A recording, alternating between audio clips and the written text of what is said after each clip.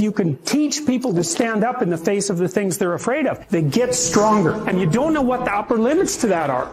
If you take people and you expose them voluntarily to things that they are avoiding and are afraid of, that they know they need to overcome in order to meet their goals, their self-defined goals. If you can teach people to stand up in the face of the things they're afraid of, they get stronger. And you don't know what the upper limits to that are, because you might ask yourself, like, if for 10 years, if you didn't avoid doing what you knew you needed to do, by your own definitions, right, within the value structure that you've created to the degree that you've done that, what would you be like? Well, there are remarkable people who come into the world from time to time, and there are people who do find out over decades-long periods what they could be like if they were who they were, if they spoke their being forward. And they get stronger and stronger and stronger, and we don't know the limits to that. We do not know the limits to that. And so you could say, well, in part, perhaps the reason that you're suffering unbearably can be left at your feet, because you're not everything you could be, and you know it. And of course, that's a terrible thing to admit, and it's a terrible thing to consider, but there's real promise in it, right? Because it means that perhaps there's another way that you could look at the world and another way that you could act in the world. So what it would reflect back to you would be much better than what it reflects back to you now. My experience is with people that we're probably running at about 51% of our capacity. You can think about this yourselves. I often ask undergraduates how many hours a day you waste or how many hours a week you waste. And the classic answer is something like 4 to 6 hours a day. Inefficient studying, watching things on YouTube that not only do you not want to watch, that you don't even care about, that make you feel horrible about watching after you're done. That's probably 4 hours right there.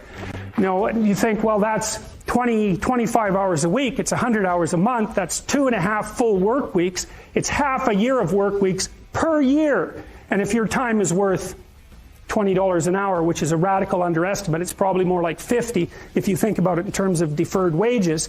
If you're wasting 20 hours a week, you're wasting $50,000 a year. And you are doing that right now. And it's because you're young, wasting $50,000 a year is a way bigger catastrophe than it would be for me to waste it, because I'm not going to last nearly as long. And so if your life isn't everything it could be, you could ask yourself, well, what would happen if you just stopped wasting the opportunities that are in front of you? You'd be who knows how much more efficient? 10 times more efficient. 20 times more efficient. That's the Pareto distribution.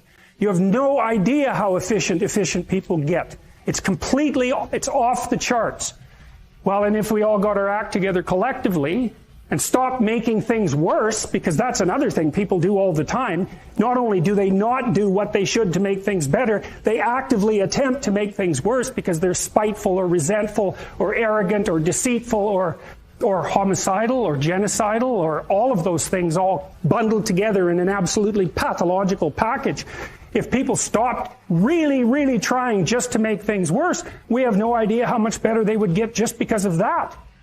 So there's this weird dynamic that's part of the existential system of ideas between human vulnerability, social judgment, both of which are major causes of suffering, and the failure of individuals to adopt the responsibility that they know they should adopt. And that's the thing that's interesting too, is that, and like another thing I've often asked my undergraduate classes is, there's this idea that people have a conscience.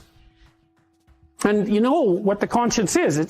It's this feeling or voice you have in your head just before you do something that you know is stupid, telling you that probably you shouldn't do that stupid thing.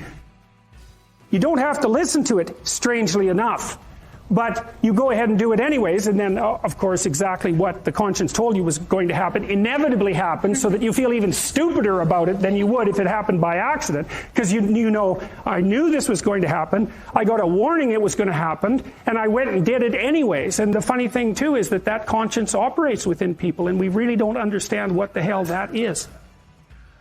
So you might say, well, what would happen if you abided by your conscience for 5 years or for 10 years? What sort of position might you be in? What sort of family might you have? What sort of relationship might you be able to forge? And you can be bloody sure that a relationship that's forged on the basis of who you actually are is going to be a lot stronger and more welcome than one that's forged on the basis of who you aren't. Now, of course, that means that the person you're with has to deal with the full force of you in all your ability and your catastrophe, and that's a very, very difficult thing to negotiate. But if you do negotiate it, well, at least you have something, you have somewhere solid to stand, and you have somewhere to live. You have a real life, and it's a great basis upon which to bring children into the world, for example, because you can have an actual relationship with them instead of torturing them half to death, which is what happens in a tremendously large minority of cases. Well, it's more than that too, because, and this is what I'll close with, and this is why I wanted to introduce Solzhenitsyn's writings to you, you see, because it isn't merely that your fate depends on whether or not you get your act together and to what degree you decide that you're going to live out your own genuine being. It isn't only your fate, it's the fate of everyone that you're networked with. And so, you think, well, there's 9 billion, 7 billion people in the world. We're going to peak at about 9 billion, by the way, and then it'll decline rapidly, but 7 billion people in the world, and who are you? You're just one little dust mote among that 7 billion, and so it really doesn't matter what you do or don't do, but that's simply not the case. It's the wrong model, because you're at the center of a network. You're a node in a network. Of course, that's even more true now that we have social media. You'll know 1,000 people, at least over the course of your life. And they'll know 1,000 people each. And that puts you one person away from 1 million. And 2 persons away from 1 billion. And so that's how you're connected. And the things you do, they're like dropping a stone in a pond. The ripples move outward. And they affect things in ways that you can't fully comprehend. And it means that the things that you do and that you don't do are far more important than you think. Well, of course, the terror of realizing that is that it actually starts to matter what you do. And you might say, well, that's better than living a meaningless existence. It's better for it to matter.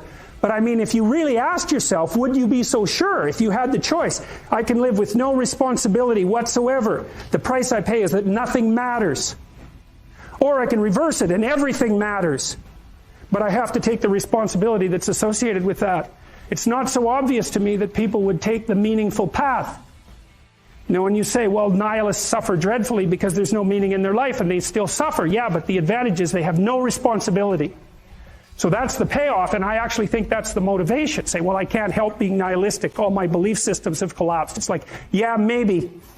Maybe you've just allowed them to collapse because it's a hell of a lot easier than acting them out.